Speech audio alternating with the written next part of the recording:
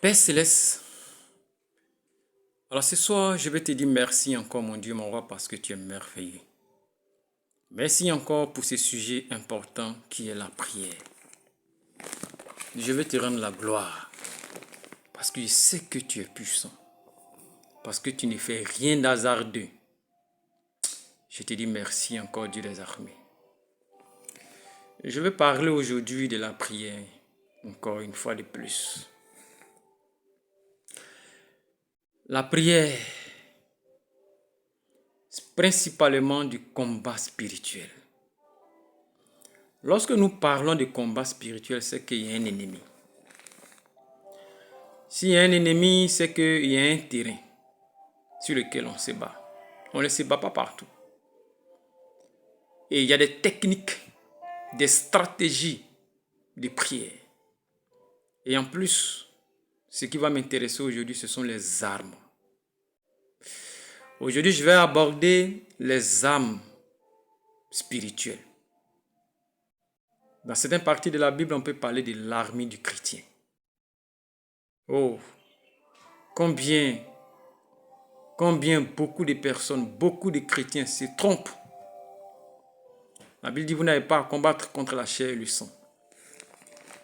Ils se trompent d'ennemis. Nous avons à combattre contre les principautés. Quand tu as à combattre contre les esprits méchants, quand ils sont tes ennemis, les armes que tu utilises, ce n'est pas la machette, ce n'est pas la kalachnikov, ce n'est pas autre chose, ce sont les armes spirituelles. Nous allons prendre notre Bible dans Éphésiens chapitre 6. Et la version que j'utilise ici, c'est la version parole vivante du Nouveau Testament. Vous allez me suivre. Alors, nous parlons de l'armée de Dieu, l'armée du chrétien. Alors, je lis la parole de Dieu. Il nous dit ici que pour conclure, devenez des chrétiens forts, non par vous-même, mais en puisant vos ressources, en puisant vos forces, dans les ressources infinies de la puissance du Seigneur. C'est dans la communion avec lui que vous trouverez votre énergie. Ouvrez-vous entièrement de l'armée complète que Dieu vous offre afin de pouvoir tenir ferme contre les ruses des guerres du diable. Car ce n'est pas seulement de notre combat. Ce n'est pas seulement de notre combat à nous qu'il s'agit. Nous n'avons pas à lutter uniquement contre notre nature terrestre, ni contre des simples ennemis mortels, mais contre les puissances occultes, contre une organisation spirituelle satanique, contre les dictateurs invisibles qui, dans les ténèbres, veulent contrôler et régir notre monde, contre la légion des esprits démoniaques dans les sphères surnaturelles, véritables agents du quartier général du mal. Ici, nous parlons des ennemis du croyant. Et cette partie nous parle des ennemis du croyant. Le combat spirituel, c'est quelque chose d'autre. On ne doit pas se tromper d'ennemi. Au verset 13, la Bible dit, voilà pourquoi il vous faut endosser toute l'armée divine. Voilà pourquoi. Parce que vos ennemis ont été définis. Parce que votre territoire de combat spirituel a été défini. Et voilà pourquoi vous devez vous endosser. Il faut endosser toute l'armée divine afin de pouvoir tenir bon aux mauvais jours.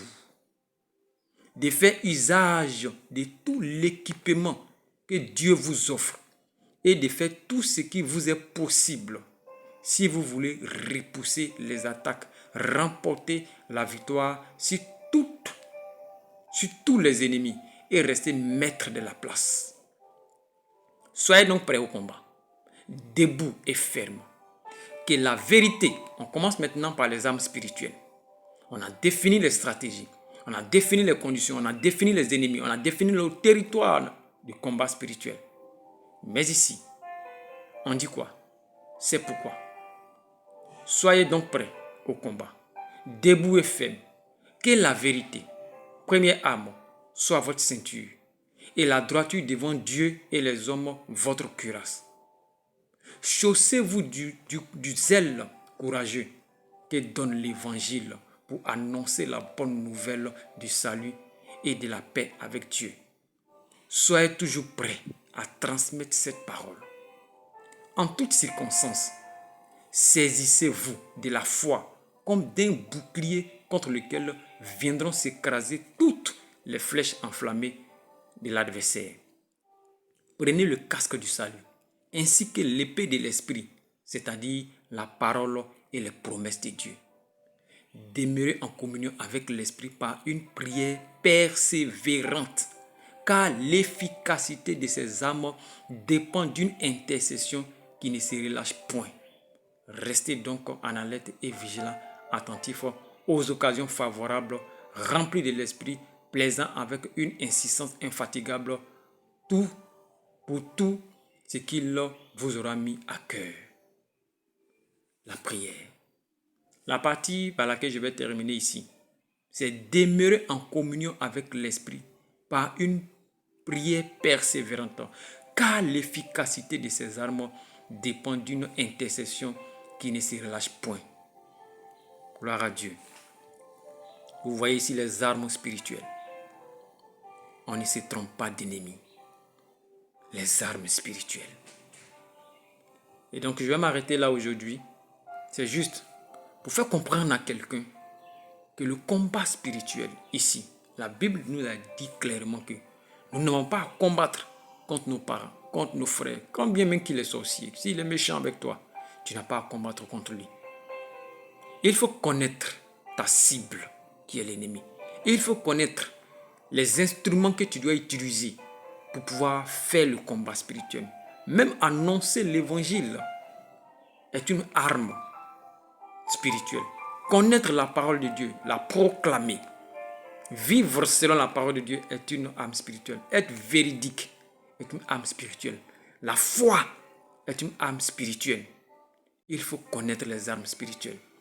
D'autant pense que prier, c'est crier, c'est parler avec énergie nécessairement. Non, c'est pas ça. Tu peux l'exprimer selon ta nature. Tu peux parler doucement, tu peux parler avec énergie, tu peux parler avec fougue, tu peux parler en pleurant. Tout dépend de toi. Mais il faut prier conformément à la parole de Dieu. La Bible nous dit, nous n'avons pas à combattre contre la chair et le sang. Nous avons des terrains dans lesquels nous devons nous battre. Nous avons les ennemis qui sont bien identifiés par la parole de Dieu. Et nous avons les armes qu'il faut utiliser. Dans certaines de nos vidéos, nous parlerons encore des conditions, la position dans laquelle tu vas être pour prier, pour combattre.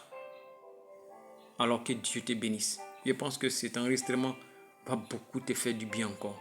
Que la gloire de Dieu demeure sur toi. N'oublie pas de méditer, n'oublie pas de prier sans cesse.